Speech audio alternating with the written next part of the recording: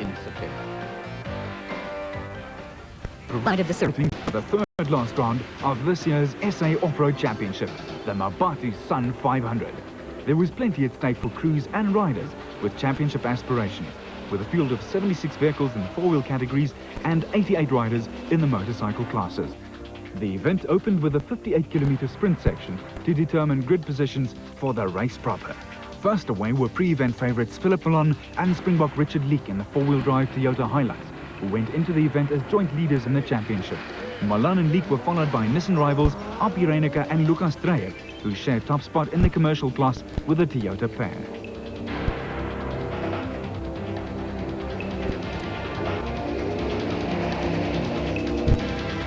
Alfred van Vieren and Pierre Pelser were also looking for a good result in their Toyota. For some, like the Roberts-Miles combination in a Nissan, there were early problems, almost before the grueling event had got underway.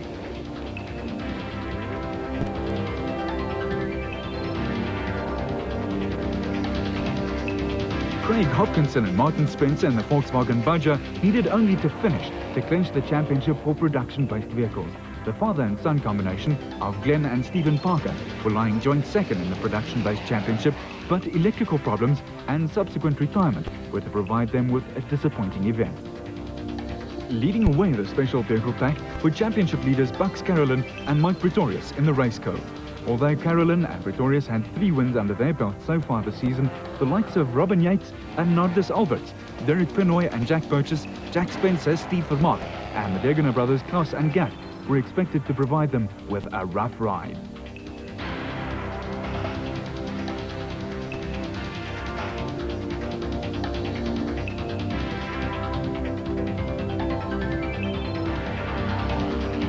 Natal Springbok Alfie Cox led the bikes away on the Kawasaki, with his battle in the 250 class with arch rival Willie Island expected to produce one of the race highlights.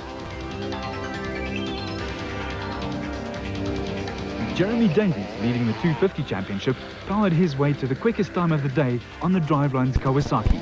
In the 200 class, championship leader Ralph Pitchford, Jason Andriaka and veteran Springbok Joe van Altena were involved in another of the Mmabatho Sun 500's cameo performances.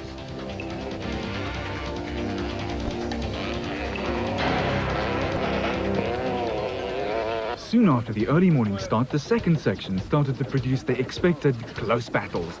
After setting fastest time in the sprint section, Carolyn and Pretorius were to have a trouble-free run, but were quickly under severe pressure from Pinoy and Purchase. They led before the refuel point, but then lost valuable time with a puncture.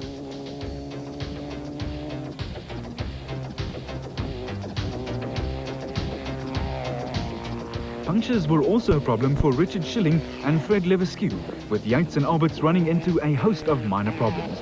Andre and Rodney Kopp were to have a clean run, but the Parkers were soon in trouble, losing valuable championship ground.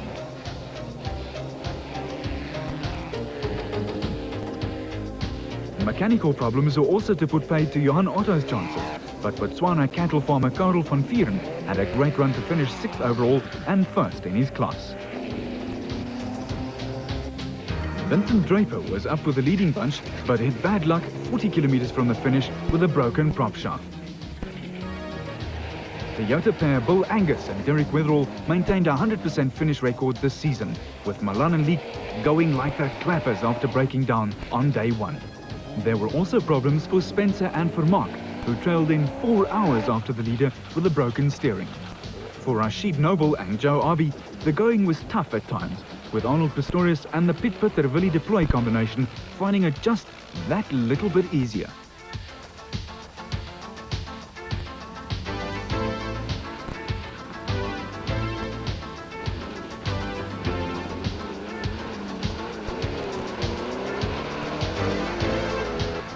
Alfred van Vieren and Piet Pelser were losing ground in Class 5, but soldiered on to finish 2nd behind the van Vieren-Versveld combination.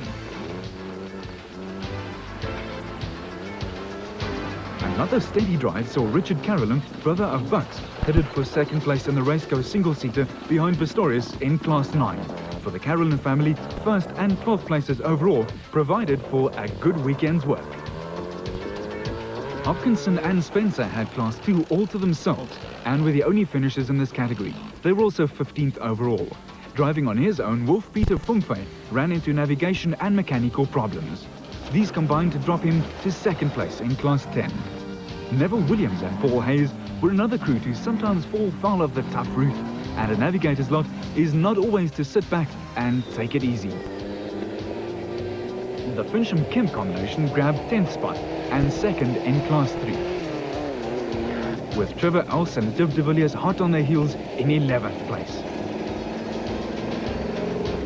Mechanical problems held up Frick Mulder and Jaco van der Linde, but Johan Pieterse and Top Hill went well to clinch Class 10. Out in front, Carolyn and Pretorius had taken control. Although Milan and Leek set the fastest race time, starting from the back of the field, and an additional 30-minute penalty was just too much of a handicap. Carolyn held a 20-minute lead over Yates and Alberts. Meanwhile, Pinoy and Purchase, after their puncture problems, were also chasing and trying to close a 2-minute gap they had to make up on Yates and Alberts. Carolyn would willingly swap his 4 wins this season for victory in the Roof of Africa, but the Mmabatho Sun 500 win gives Carolyn and Pretorius a handy lead in the championship for special vehicles. First in Class 6 and 4th overall were popular Andre and Rodney Koch in the Toyota Land Cruiser. A flying Karel van Vuren and Koffie Versveld took Class 5 in the Toyota Hilux and were 6th overall.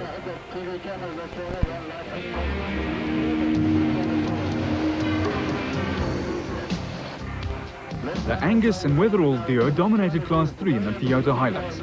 They are now only a single point behind Milan and Leek in the Commercial Vehicle Championship, with just 2 events left to run.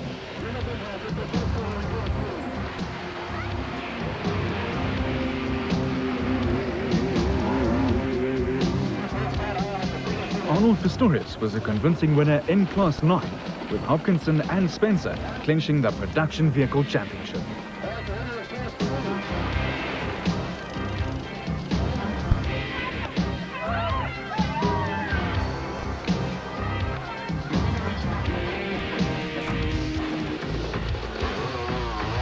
A tremendous battle was expected in the bike classes, with the top riders in South Africa fighting it out. Springbok Davies cannot be beaten in the over 250 championship, and most of the attention was focused on the battle between Willie Island on the new Greenup KTM and Alfie Cox in the Kawasaki in the 250 class.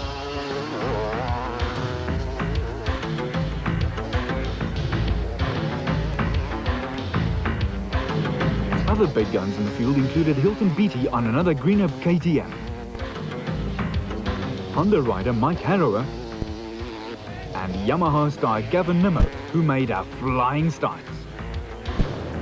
For Ireland, only 3 points behind Cox in the 250 championship at the start, the Mmabatho Sun 500 was a major disappointment. Ireland was going like a train when the new KTM seized, and the Greenup rider was confined to an afternoon of lazing next to the pool at the Mmabatho Sun Hotel. Out in front, Davies and Cox were turning the event into a 2-horse race. The pair quickly pulled away from the rest, with Beattie and Nimmo, who had a couple of anxious moments, desperately trying to keep in touch.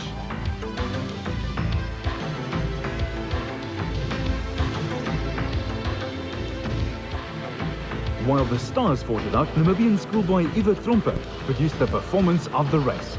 In his first national championship event, Trompe came in 3rd overall, ahead of established riders like Patrick Andrews, Nimmo and Beattie.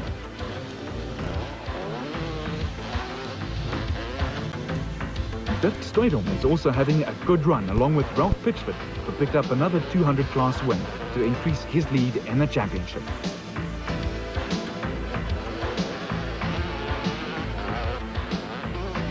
A good performance saw John Hodgson pick up 2nd place in the 200 class behind Pitchford. Out in front, Cox and Davies were locked in a duel that was to last throughout the race. And behind them, it was every man for himself.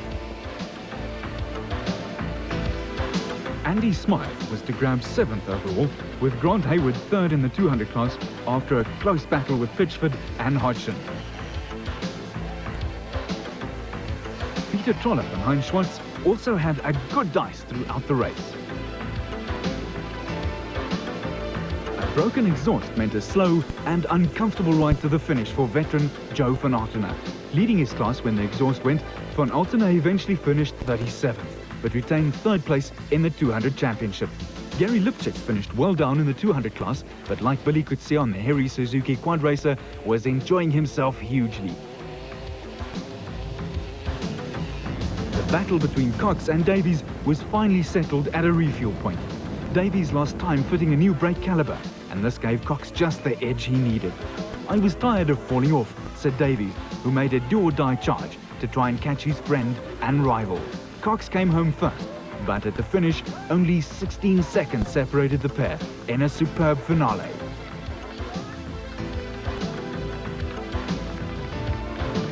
And bubbly and a handshake said it all.